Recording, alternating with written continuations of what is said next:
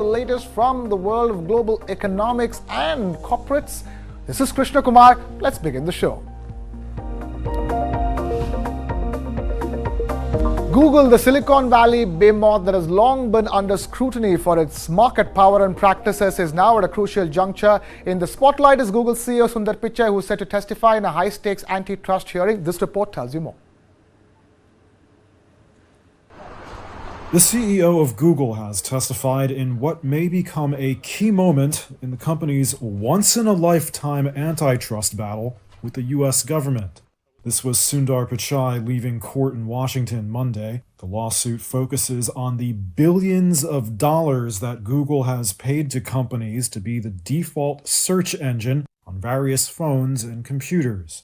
The big moment was because Pichai acknowledged under question prosecutors that being the default was important for keeping users glued to Google products. The case is over whether Google acted illegally to maintain its market dominance of search engines and some types of online advertising. The government argues Google used agreements with companies like Apple to cut out rival search engines in a way that breaks antitrust law. If Google loses, it may be forced to scrap some of its business practices. The company argues that when people don't like default search engines, they can switch to another. In early October, the CEO of Microsoft, Satya Nadella, testified that his company had tried to make its Bing search engine the default on Apple smartphones, but was rebuffed. And he dismissed Google's argument that it's easy to change defaults on devices as bogus.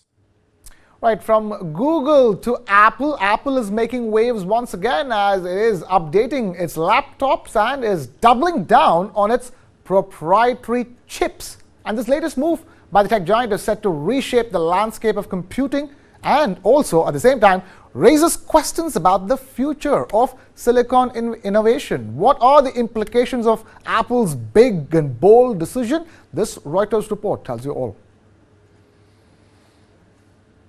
Apple has unveiled new laptops and doubled down on its own in-house chips. At an event Monday in California, the tech giant showed off a range of new MacBook and iMac computers. It also has a new family of chips, dubbed M3, to power the devices. The silicon features upgraded graphics processing abilities, a move that takes the fight to Nvidia, which dominates the market for graphics chips. Apple Chief Executive Tim Cook had big claims to make.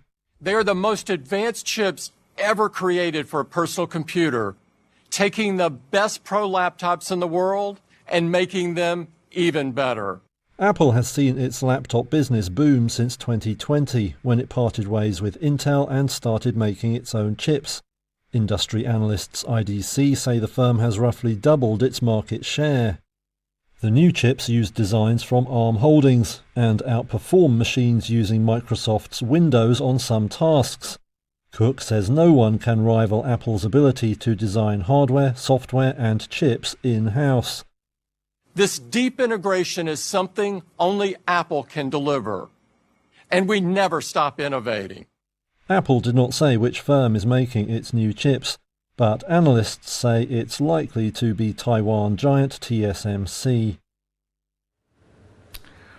Right, while we're talking about Google and Apple, let's get a check-in on how Wall Street ended for trading. Wall Street witnessed a strong surge as investors in the U.S. held their breath on the eve of the all-important U.S. Federal Reserve or the U.S. Central Bank's decision on interest rates. Markets on the edge and economic forecasts hanging in the balance. The stock indices rallied, leaving many wondering if this could be a prelude to a major market shift. To understand how trading day is going to begin on Wall Street tonight, take a look at this report. Wall Street's main indexes closed higher on Tuesday as investors awaited the Federal Reserve's latest update on interest rates while they digested a mixed batch of earnings reports. The Dow gained about 0.4%, the S&P 500 increased more than 0.6%, and the Nasdaq added roughly 0.5%.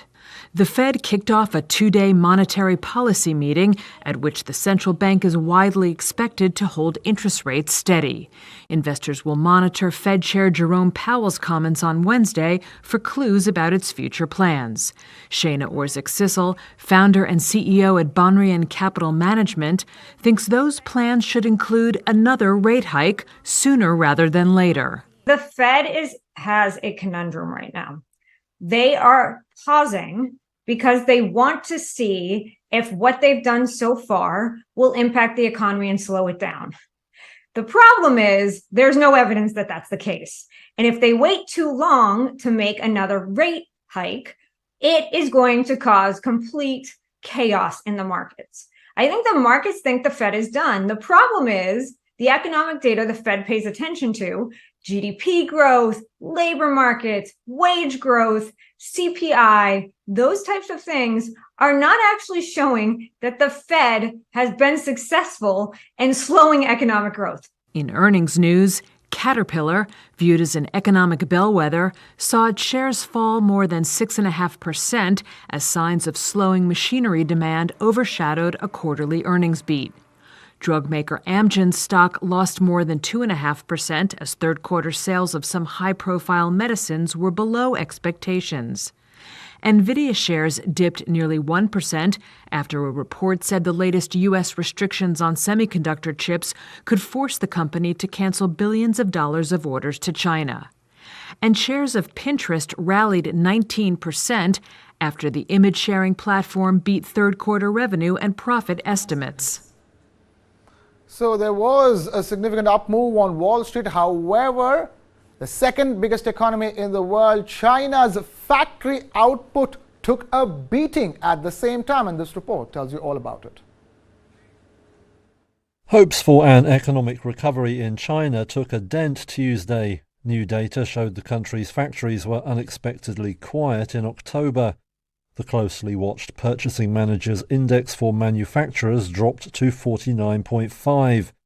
Economists had expected it to stay above the 50-point mark that indicates expanding activity. A slowdown in infrastructure spending was one possible factor. The turmoil in the country's debt-burdened real estate sector may also have dampened demand. Other data added to the gloom, with export and import orders shrinking for an eighth month. That suggests manufacturers are struggling for buyers overseas and in turn ordering fewer parts from local suppliers. The PMI for non-manufacturing firms also fell. Now it all highlights the daunting task for policymakers as they try to revive growth. Since June they have unveiled a series of measures including modest interest rate cuts. But analysts say more will be needed if China is to hit its 5% growth target for the year. Some government advisers are calling for next year's budget deficit target to be lifted, a move that would allow for more public spending. Let's shift our focus all away from all those big data and markets, and we take you now here on Global Business Report all the way to Broadway, where the all-time favorite musical Wicked is celebrating its 20th anniversary of being staged. Take a look at this. It's utterly timeless. I feel kind of emotional, honestly. I'm so proud to have been a part of this show.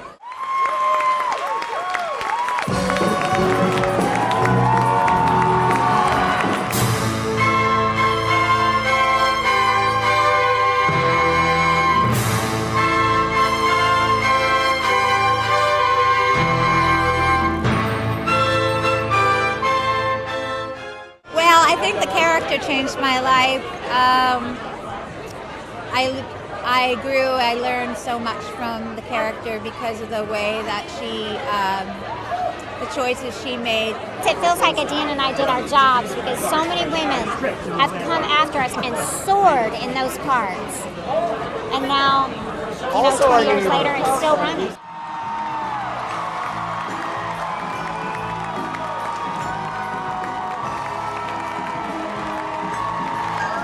Kristen Chenoweth.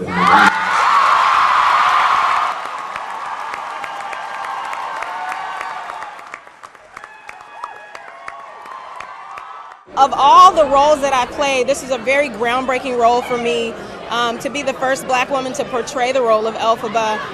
As the Elphaba standby for about 3.5 years, I had a wonderful time here. It was a lot of hard work. My favorite line in the show,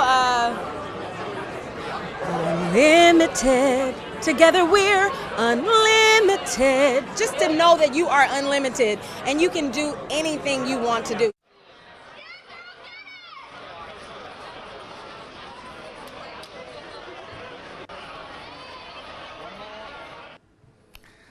And fortunately, that's all the wicked time we have on this edition of Global Business Report. Thank you so much for watching. This is Krishna Kumar signing off. Keep it with News 9.